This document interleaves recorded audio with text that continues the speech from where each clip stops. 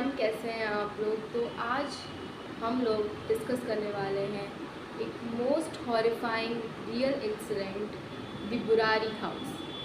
तो ये केस काफ़ी साल पुराना है, बट आज हम इसको फिर से सुनेंगे बहुत ही इंटरेस्टिंग वे में। So the Burari house, 11 bodies 1 die. ये बात है 2018 की, नॉर्थ दिल्ली का एरिया बुरारी। सुबह का टाइम था, बारिश के बाद वाली चिपचिपी सी हवा। गलियों में दूध वाले साइकिल चला रहे थे और मंदिर से हल्की सी आरती की आवाज़ आ रही। सब कुछ नॉर्मल लग रहा था। एक घर जिसके नीचे ग्रॉसरी शॉप थी और फैमिली काफ़ी लोन थी। लोगों का कहना था फैमिली काफ़ी डिसेंट है, कभी किसी से झगड़ा नहीं और रिलीजियस है। उस सुबह उनके घर के बाहर अजीब सी साइलेंस। शॉप नहीं खुली थी। ये बहुत अनयूजुअल था क्योंकि उनकी शॉप एग्जैक्ट टाइम पर खुलती थी, सुबह 7:15 बजे। पड़ोसी ने पहले कैजुअली बेल बजाई। उसने सोचा सब सो रहे होंगे। फिर दोबारा बेल बजाई, थोड़ी ज़ोर से। Still silence. उसको एंग्जाइटी होने लगी। गेट हल्का सा खुला था। उसने अंदर झाँका। स्टेयर्स के पास डार्कनेस थी, फैंस चलने की आवाज़ आ रही थी और एक अजीब स्मेल, ना खून की और ना ही कुछ जलने की, एक बंद कमरे की स्मेल। वो धीरे से अंदर गया और जो उसने देखा वो देखते ही शॉक्ड हो गया। The discovery. उसने डाइनिंग एरिया की तरफ देखा और वो फ्रीज हो गया। उसने देखा रूम के बीच में मल्टीपल बॉडीज लटकी हुई थी, सर्कुलर पैटर्न में, जैसे कि कोई रिचुअल परफॉर्म किया गया। कुछ के मुंह में कपड़ा बंधा था तो कुछ के आंखों में पट्टी। स्टूल्स पड़े थे, सीलिंग से वायर लटक रहे थे। पड़ोसी की चीख पूरी गली में गूंज गई। लोग दौड़ते हुए घर के बाहर पहुंचे। किसी को समझ नहीं आ रहा था कि हुआ क्या। एक आंटी बार बार बोल रही थी, इम्पॉसिबल, ये फैमिली ऐसा नहीं कर सकती। एक आदमी ने तुरंत पुलिस को कॉल किया। Police arrival. जब पुलिस घर के अंदर एंटर हुई तो उन्हें लगा मास मर्डर है। फिर कुछ डिटेल्स ने उन्हें कंफ्यूज कर दिया। ये स्ट्रगल्स के साइन नहीं, फर्नीचर एकदम सेट है, किचन ऑर्गेनाइज था, सिंक में यूटेंसिल्स पड़े हुए थे और आटा गुना हुआ रखा था, जैसे कि डिनर प्रिपेयर करके सोचा हो कि बाकी काम कल हो जाए। और वही डिटेल इन्वेस्टिगेटर्स को सबसे ज़्यादा डिस्टर्ब कर रही थी, क्योंकि हॉरर का मतलब सिर्फ डेथ नहीं होता।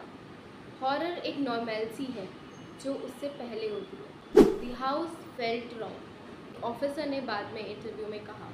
एंटर होते ही एक स्ट्रेंज फीलिंग आ रही। सब कुछ इतना नॉर्मल था कि कुछ डिस्टर्बिंग सा लग रहा था। डाइनिंग एरिया के पास एक मंदिर था। अगरबत्ती की स्मेल अभी भी आ रही थी। वॉल्स पर स्पिरिचुअल सिंबल्स बने थे। पाइप सीलिंग से निकलकर टेरेस की ओर जा रहा था। और टेरेस इन्वेस्टिगेटर्स के लिए और भी क्रीपी था। वहाँ पर डजन्स ऑफ पाइप्स लगे थे, वो भी आउटवर्ड डायरेक्शन के लिए। पड़ोसियों ने बताया कि उन्हें लगा कि शायद वेंटिलेशन के लिए ऐसा है। फिर बाद में इंटरनेट में थ्योरीज चलने लगी कि फैमिली किसी स्ट्रेंज स्पिरिचुअल प्रैक्टिस में इन्वॉल्व थी। ऑफिशियली कुछ कंफर्म नहीं था, बट एटमॉस्फेयर इतना अनसेटलिंग था कि हर एक डिटेल स्कैरी लग रही थी। दी डायरीज। केस का मोस्ट हॉरिफाइंग पार्ट अब शुरू हुआ था। पुलिस को घर में मल्टीपल रजिस्टर्स और डायरीज मिली, ऑर्डिनरी नोटबुक्स, पर अंदर जो लिखा था उसने इन्वेस्टिगेशन को अलग ही डायरेक्शन दी।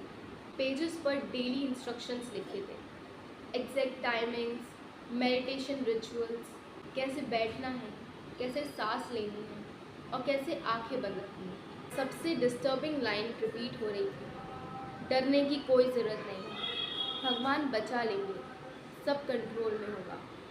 हैंड राइटिंग एनालिसिस हुआ और पता चला फैमिली के ही एक मेंबर की है साल पुरानी एंट्रीज तक। दी वॉइस में रिपीटेडली एक वॉइस का मेंशन था। फैमिली बिलीव करती थी कि उनके डिसीज फादर स्पिरिट उनसे कम्युनिकेट करते हैं, इंस्ट्रक्शंस देते हैं, प्रोटेक्ट करते हैं, गाइड करते हैं। शुरू की एंट्रीज हार्मलेस थी, प्रेयर, मेडिटेशन, डिसिप्लिन। धीरे धीरे रिस्ट्रिक्शंस इंटेंस होते गए। पेज पर लिखा था सब एग्जैक्टली फॉलो करोगी तो कुछ गलत नहीं होगा। फाइनल प्रैक्टिस सक्सेसफुल होगी। ये प्रैक्टिस वर्ड इन्वेस्टिगेटर्स को बहुत हॉन्ट करता है, क्योंकि डायरीज में हर चीज़ को टेम्पररी रिचुअल बताया गया, जैसे फैमिली को लग रहा हो कि नेक्स्ट मॉर्निंग सब नॉर्मल लाइफ में आ जाएंगे। सीसीटीवी, पुलिस ने नियर बाय सीसीटीवी फुटेज निकाली और फुटेज में सबको शॉक कर दिया। रात में फैमिली के मेंबर्स कैजुअली मार्केट गए, किसी ने ब्रेड लाई, किसी ने मिल्क। एक मेंबर तो नॉर्मली किसी पड़ोसी से बात कर रहा था। No panic, no fear, no sign that something terrible about to happen. एक इन्वेस्टिगेटर ने कहा कि अगर आप फुटेज देखो तो आपको लगेगा ये एक ऑर्डिनरी फैमिली है जो कल का ब्रेकफास्ट प्लान कर रही है, और शायद वही चीज़ इस केस को इतना हॉरिफाइंग बना दी है। कोई ड्रामेटिक विलन नहीं था, कोई हॉन्टेड डॉल नहीं थी, कोई गोस्ट कॉथ नहीं हुआ था। नॉर्मल लोग थे सर, धीरे धीरे एक बिलीफ में खो गए थे। इंटरनेट एक्सप्लोजन, चैनल्स पर ये केस आया। टीवी चैनल्स इसे ब्लैक मैजिक कहने लगे। यूट्यूब वीडियोस में हॉन्टेड थ्योरीज चलने लगी। किसी ने बोला घर कर्स था, किसी ने कहा सीसीटीवी में शैडो था। साइलेंट स्लो 11 साल से ग्रो होता हुआ। आफ्टरमैथ, केस टेक्निकली क्लोज हो गया कि बुरारी का वो हाउस ईयर्स तक डिस्कशन में रहा। लोग रात में वहाँ से गुजरते तो स्पीड बढ़ा लेते। कुछ ने क्लेम किया कि वहाँ विस्पर सुनाई देते हैं, तो कुछ ने ये बोला कि वहाँ पे एक अजीब सी साइलेंस रहती है। ऑफिशियली इन क्लेम्स का कोई प्रूफ नहीं था।